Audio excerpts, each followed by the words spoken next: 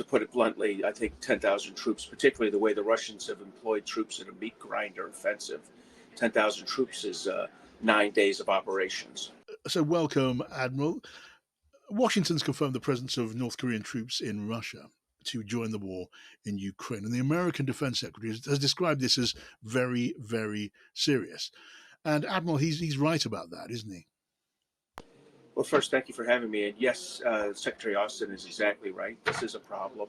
I mean, this if it was never, it should has never been more clear to us that Ukraine isn't fighting Russia. They're fighting this kind of axis of chaos, whatever you want to call it, of Russia, China, North Korea, and Iran.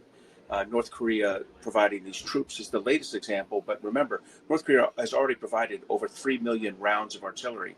And I think if you went to the Ukrainians, that they would say that's the thing that's bothered them the most of all the support that the Russians have gotten. It's that artillery. Now these troops are a new issue. It's also kind of breaking a red line. You know, foreign fighters coming in as part of an army. I think though the rumor is that they won't be listed as North Korean. They'll be listed as some form of Russian, ethnic Yes. Russians fighting. But the bottom line is this is one more, a sign that the four authoritarian states are cooperating in an extremely transactional but effective way to put pressure on Ukraine. So I'm going to come on to those bigger strategic questions in just a moment. But first of all, purely militarily, 10,000 or so Korean troops joining the fight on Russia's side, maybe 2,000 of them deployed in the fight on Russian territory in the Kursk region, which has been taken by Ukrainian forces.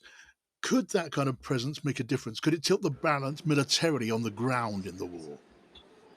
No, to put it bluntly, I think 10,000 troops, particularly the way the Russians have employed troops in a meat grinder offensive, 10,000 troops is 9 days of operations. I Hmm. mean, they've on occasion have been losing 1,100 to 1,200 people a day during some Yeah. of these offensive operations. So no, the principle matters. And as I said earlier, the artillery, 3 million rounds. That's 20 years of Western production. Yes. Given to the Russians, and they're using that. When we're up listening near command posts, there's a constant incoming barrage at a much higher rate than the outgoing Ukrainian barrage.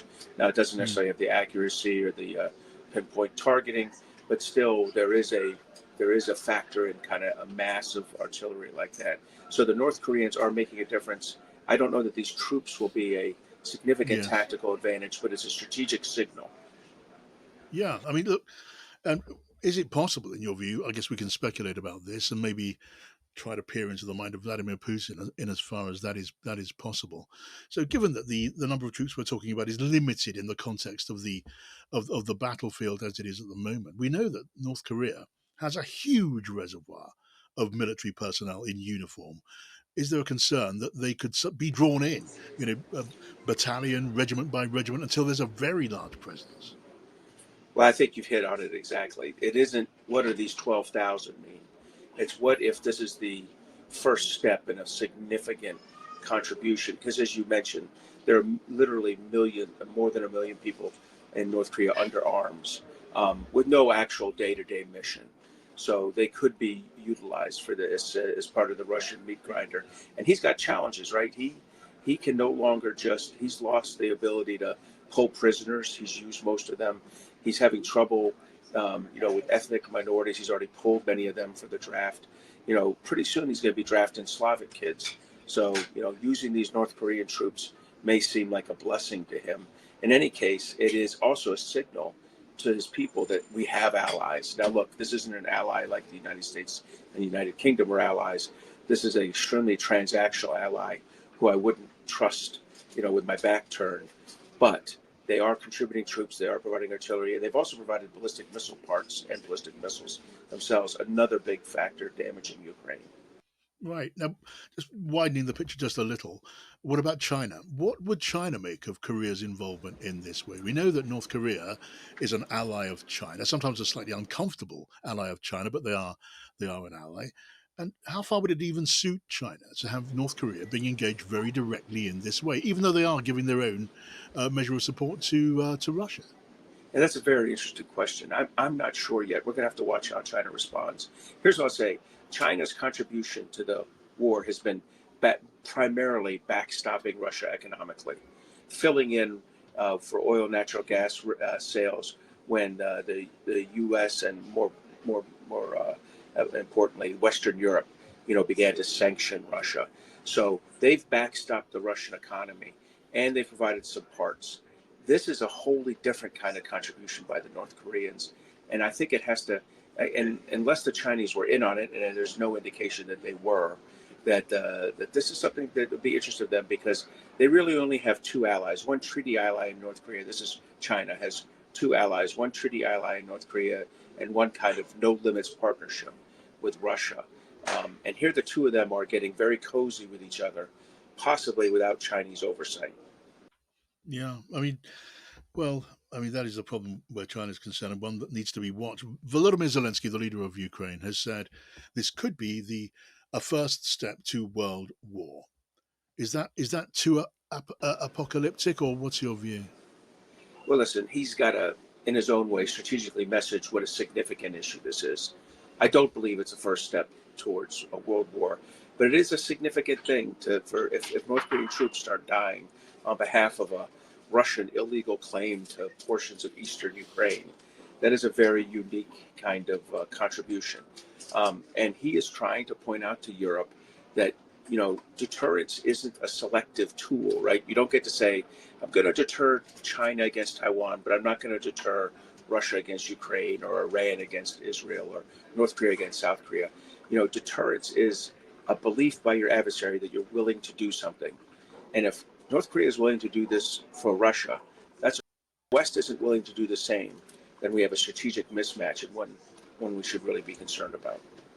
All right, really interesting to get your thoughts on that, Admiral. Let me ask you this, just on a matter very much closer to home, your home, but one of concern to, in many ways, to all of us. We're reporting on the Times today that a third of Americans believe we could be heading for a new American civil war after the November general election. That's an alarming thing to hear. I can see from your reaction you share some sense of alarm at that. What do you think?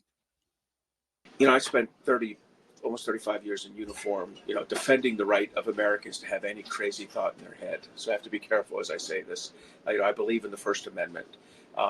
I believe, though, what's happening is Russia, China, and Iran are running very effective information operations campaigns that enhance and inflame and and amplify what are some legitimate, cleavages in our society, but they make them much worse. We have to do a very good job, first of all, knocking down the foreign Mm. disinformation. But then on top of it, we have to solve this issue where there's such distrust in the presses, either for one party or against another party. The politicians are unable to solve really routine issues in a consensus-based way. We've got to return to a civil society. Um, a lot of things contribute to it. One is the awful condition of civics education in our country, something we need to work on. But the second is this foreign disinformation, which we really need to get at. But Mm. I don't know that we're heading to a meltdown in November, but I'm certainly not excited about what I think will happen in the second and third week of November.